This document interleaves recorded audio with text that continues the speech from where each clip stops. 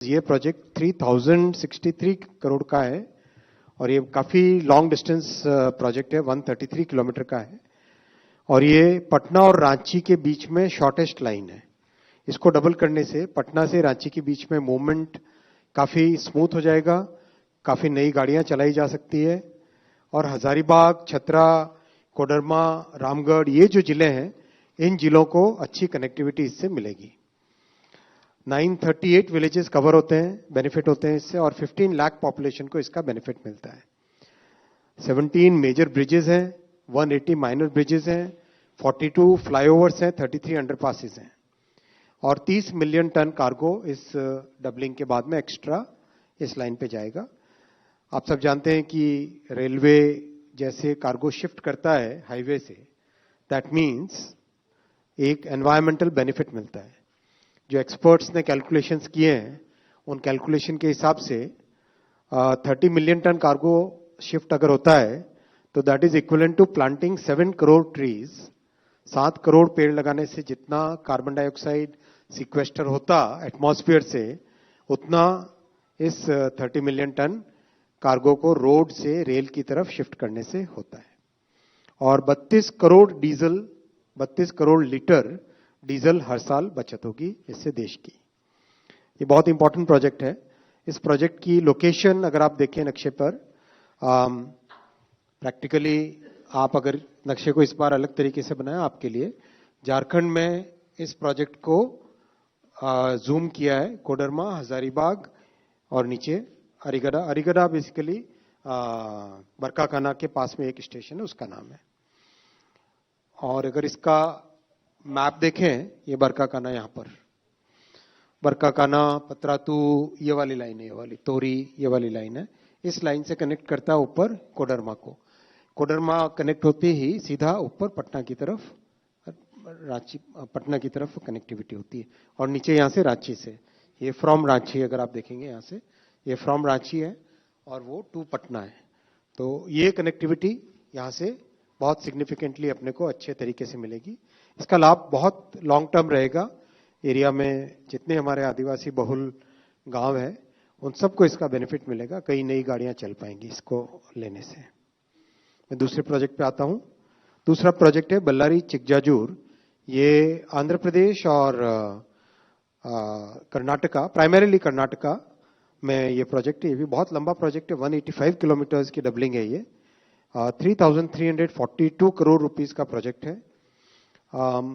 Mangalore port, जो कि west coast पे साउथ वेस्टर्न एरिया में, Mangalore port is the most important port. It will basically connect the hinterland efficiently with the Mangalore port. अच्छा, Mangalore port की और खास बात है, we are creating a master plan for improving the railway connectivity of Mangaluru area, which includes Hassan Mangalore की doubling कर रहे हैं, इलेक्ट्रिफिकेशन, उस एरिया में 2-3 बॉटलनेक से उनको रिमूव कर रहे हैं। And adding this line, Ballari Chikjajur, this means lot of traffic which comes from parts of Andhra all the way up to Secunderabad, Hyderabad, वहां से एक वेस्ट कोस्ट पे पोर्ट को कनेक्टिविटी मिलेगी। सिकंदराबाद, हैदराबाद वगैरह एरिया के लिए केवल एक कृष्णापट्टनम पोर्ट अवेलेबल था अभी तक। ये इस लाइन के पूरा होने से मैंगलोर पोर्ट भी अवेलेबल हो जाएगा। काफी इकोनॉमिक एक्टिविटी है। प्रोजेक्ट काफी कॉम्प्लेक्स है। 29 मेजर ब्रिजेस हैं, बड़े ब्रिजेस इसमें 29 है। वो सारे के सारे ब्रिजेस इसमें बनेंगे। 21 फ्लाईओवर्स हैं, 85 अंडरपासेस हैं और करीब 13 लाख पॉपुलेशन को इसका बेनिफिट मिलेगा इस प्रोजेक्ट से। करीब 19 million ton extra cargo road से रेल की तरफ शिफ्ट होगा and that will help our environment in a phenomenal way. 101 crore kilograms of CO2 बचेगा। 101 crore kilogram of carbon dioxide emissions बचेंगे। एनवायरमेंट को बहुत बेनिफिट होगा इससे, which is equivalent to planting 4 crore trees. Again a major benefit for the environment.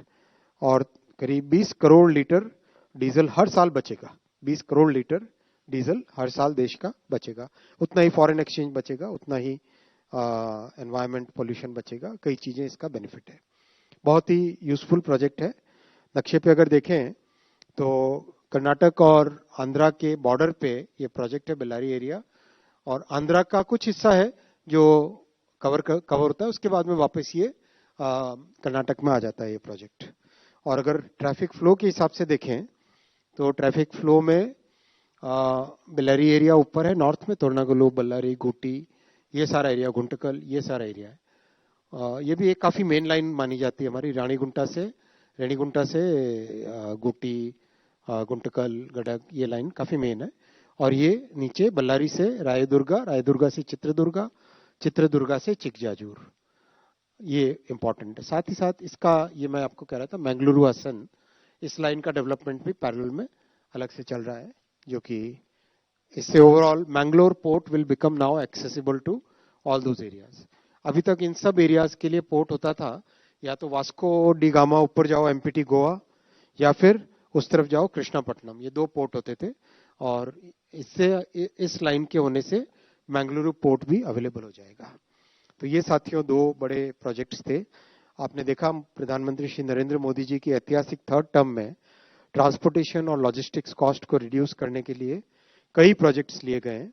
और अभी हाल ही में I M Bangalore, I M Kolkata, इन सब ने एक स्टडी किया है, because of the investments done in transportation देश की लॉजिस्टिक्स कॉस्ट करीब 4 परसेंटेज पॉइंट कम हुई है। देश की लॉजिस्टिक्स कॉस्ट 4 परसेंटेज पॉइंट कम हुई है। Imagine every percentage point reduction in logistics cost means that much more competitive industry. हम एक्सपोर्ट ज्यादा कर सकते हैं, हम अपने प्रोडक्शन की कॉस्ट को लो रख सकते हैं। So this is really really important for all of us. पिछले एक साल में एयरपोर्ट्स में, पोर्ट्स में, हाईवे में, रेलवे में, मेट्रो में, इलेक्ट्रिक व्हीकल में और रोपवेज में, सभी में बहुत अच्छा ट्रांसपोर्टेशन का करीब 4.5 लाख करोड़ रुपए का इन्वेस्टमेंट अप्रूव हुआ है, जो कि देश के लिए हमारे विकसित भारत बनाने के सपने में बहुत बड़ा फाउंडेशन का रोल प्ले करेगा। और इंफ्रा, अगर टोटल इंफ्रा का इन्वेस्टमेंट देखो तो इस एक साल में, जो कि हमारे मिडिल क्लासेस और यूथ के लिए अपॉर्चुनिटीज बनाता है, उसका टोटल मैग्नीट्यूड करीब 10,32,000 करोड़ का इन्वेस्टमेंट अभी कर रहे हैं। और यही अगर आप 11 साल पहले की सरकारों के काम देखते तो ये 10 लाख करोड़ 5-5, 6 साल में होता। यहाँ एक साल में 10,32,000 करोड़ का काम मोदी जी ने सैंक्शन किया है, और काम भी सब जगह देश में तेजी से चल रहा है। Thank you friends, I will take your questions.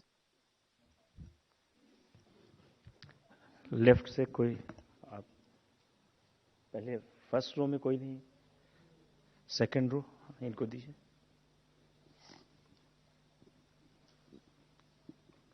ऐसे स्ट्रेट फॉरवर्ड ही है आज सर। कृष्ण मोहन शर्मा, भारत एक्सप्रेस से।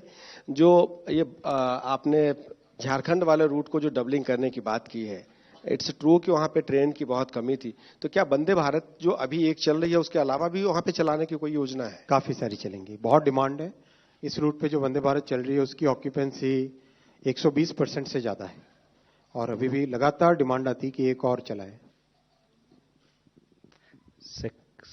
सेकेंड रो में इधर इस, अच्छा इनको दीजिए, आप पूछेंगे। Sir, my question is sir, with these two major rail infrastructure projects, can you quantify the movement of goods and passenger? किया ना आपको अभी, एक में 30 मिलियन टन था और दूसरे में कितना था, दूसरे वाले में अभी आपके सामने किया। एक में 19 मिलियन टन है और इस प्रोजेक्ट में 30 मिलियन टन है। क्वांटिफाई किया, ये स्लाइड्स आपको देंगे जिससे आप इसका पूरा यूज कर सकें।